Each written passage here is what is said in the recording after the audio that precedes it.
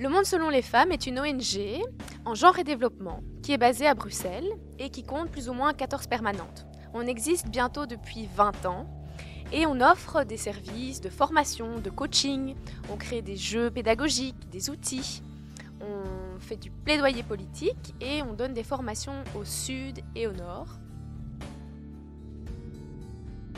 3 mots qui sont à la base du travail du Monde selon les femmes, c'est la solidarité entre le Nord et le Sud, l'égalité et la diversité. On a 4 axes de travail. En politique, on essaye de faire avancer les droits des femmes. On donne des avis pour les responsables politiques. On veille aussi à ce que le budget de l'État veille aux répercussions que ça peut avoir sur les hommes et les femmes.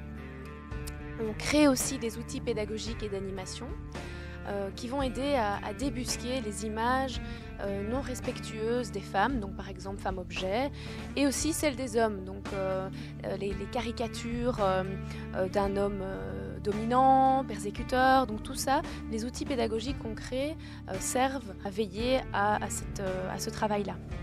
On donne aussi des formations. Alors les formations nous aident à mieux comprendre comment on peut agir pour plus d'égalité et aussi à déceler le sexisme au quotidien. Ensuite, on travaille avec nos partenaires du Sud.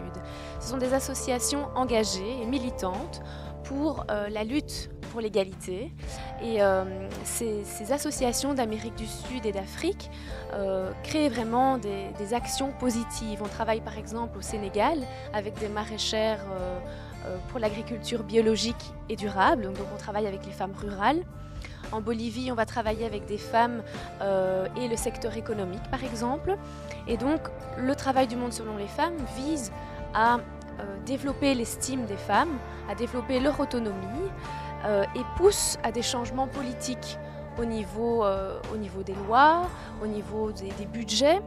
Et on veut que tout le monde se rende compte qu'on est tous et toutes gagnants à travailler pour l'égalité.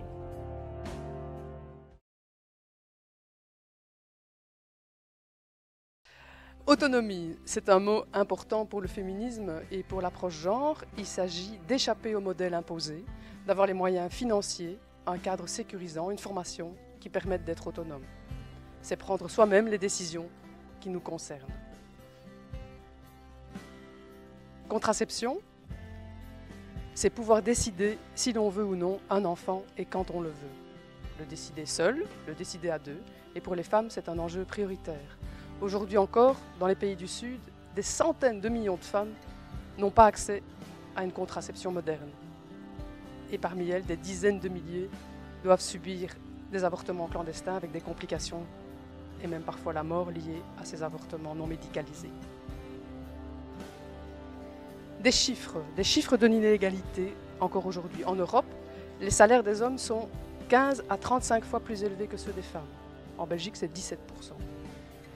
Les femmes possèdent moins de 1% des richesses de la planète, que ce soit des richesses économiques, que ce soit l'accès à la terre, alors qu'elles fournissent 70% des heures travaillées et ne reçoivent que 10% des revenus.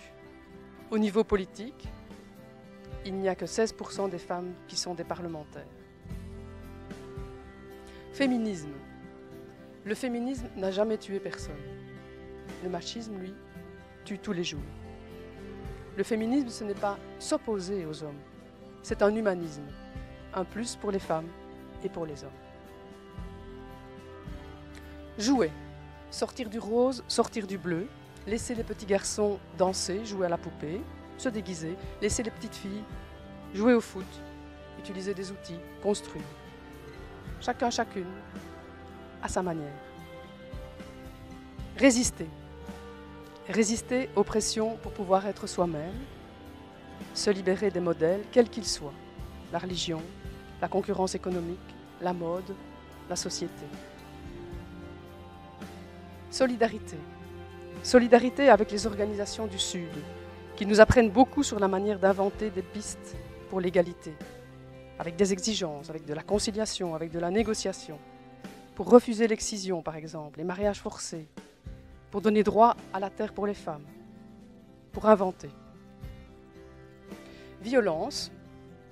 Il existe pas mal de violences dont on n'est pas toujours conscient ou consciente. des violences physiques, comme les bousculades, les coups, des violences sexuelles, comme le viol, l'attentat à la pudeur, des violences psychologiques, comme des insultes, des menaces, la possessivité, des violences économiques, comme le contrôle abusif du budget, le refus du droit à l'héritage, des violences sociales, la limitation de la liberté des mouvements des femmes.